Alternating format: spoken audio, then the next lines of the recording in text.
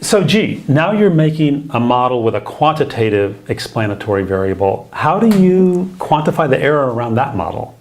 Yeah, and so we've now been able to make all kinds of different models. We started off with the empty model, but then we moved on to a categorical explanatory variable like sex, right? And now we're thinking about a quantitative explanatory variable like height. So I want to put that kind of in context, all the models we've gone through so far and how we've quantified error in each one of them before we get to this one, right? So here I've put our tiny fingers data right into this little sample data window.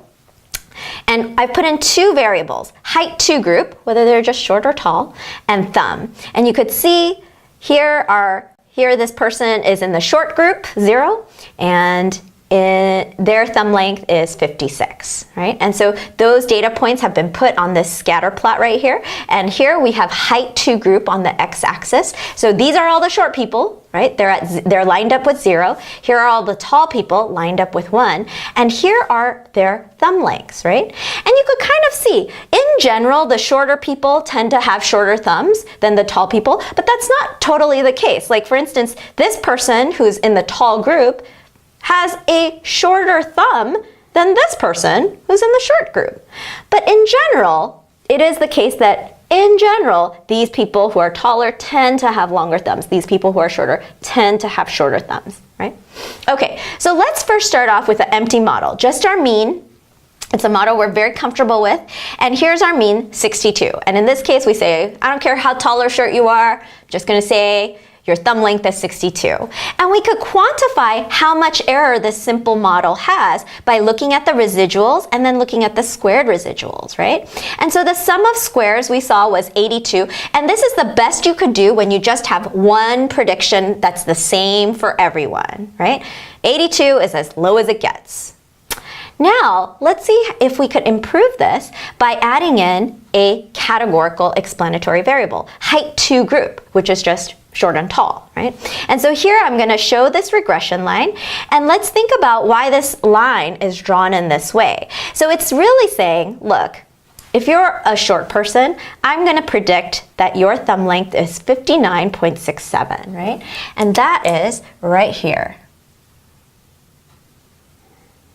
Right here. And then if you are a tall person, I'm going to add on 4.67 millimeters to that thumb length. And so I'm going to predict your thumb length is right here. And so here what we see is that we're now not just making one prediction that's the same for everyone, but we're making two different predictions depending on which group you're in. For short people, we're going to predict this number. For tall people, we're going to predict this number.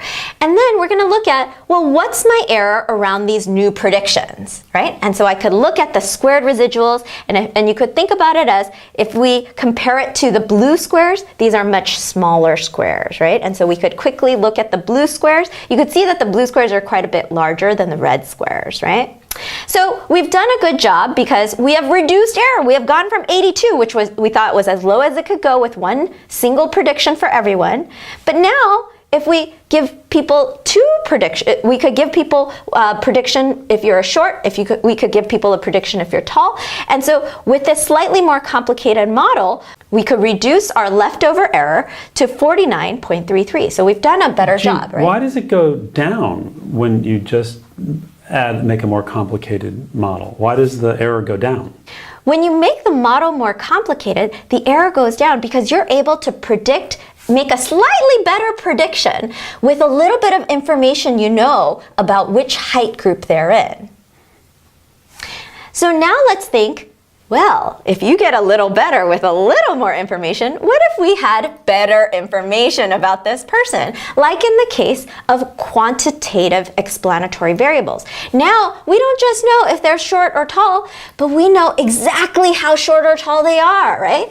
And so I'm going to copy and paste in our tiny fingers data set now with their actual heights, not just that they're short and tall. And so now we could see, oh, this person who has a height of 62 inches, yeah, they're short, right? But this person who had a height of 66 inches, they were also considered short, but they're different kinds of shortness, right? And so we could actually see that better now. So let's start off with creating our new model. And remember, our new model is going to make a different prediction for each person depending on their height. Before, they made a different prediction for each person depending on which group they were in based on height. Now it's precisely based on their height. So I'm going to create my regression line. And so now you could see it's not about means, right? It's really, I take this person who's very short, 62, right? 62 inches. And I'm going to say, okay, we're going to take this negative 3.16. That's what we're going to guess your thumb length is if you had a height of 0, right? And so that doesn't exist. But then we're going to add on about 1 for every 1 unit of height, and height is in inches, right? And so we're going to add on a millimeter for your thumb for every 1 inch of height. And so for this person who has a 62-inch height, we're going to multiply 62 by this number, 0.9848, right? And we're going to predict for this person, the prediction is now going to be this number right here, right? So what do you mean prediction? Because you already know their thumb length. I know, isn't it so funny? We already know their thumb length, but we're making predictions about it. Well, what we're actually doing is we're checking our model, right? And so we're generating predictions from our model to say, hey, how good is our model at matching the thing that we already know, right? So it's a way of checking our model. And we do that for the purpose of calculating error off our model, because then we could quantify how good, how bad is our model.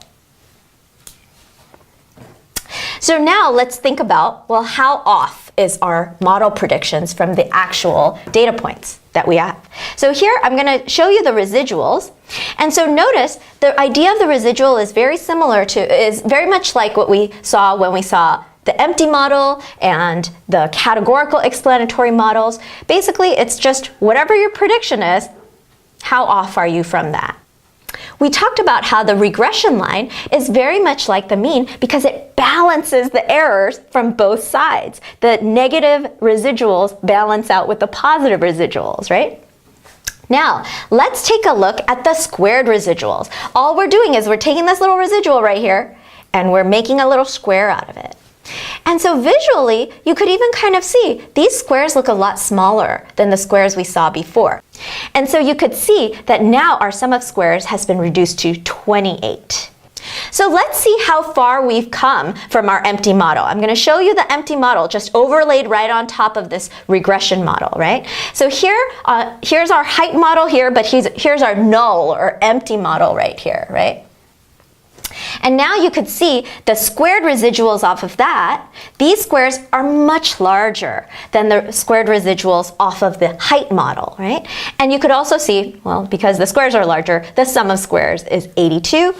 Compare that to 28. We've come a long way by knowing a little more information